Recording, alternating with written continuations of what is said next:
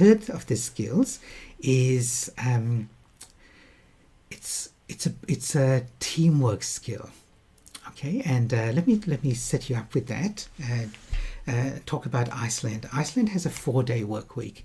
So in 2019, they did a small pilot project with a small group of people, and they trialed this idea of a 4-day work week. In other words, a 3-day weekend every week. It works so well that they've kind of rolled it out across the country now, and now 90% of employees in Iceland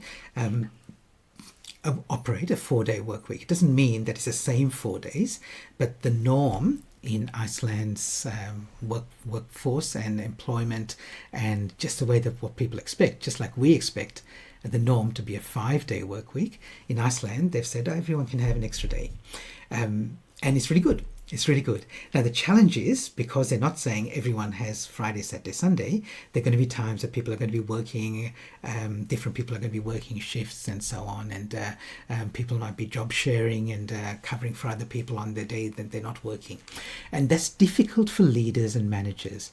And one of the most important things that you can do in a team, this for leaders and managers and employees and other employees in the team, is to be able to be in a position where people can say, I trust your judgment.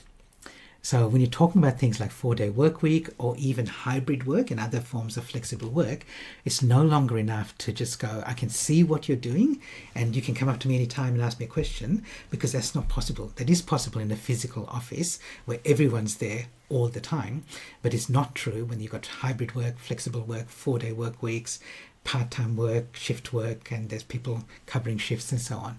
It's difficult to do. So you want to build a judgment. So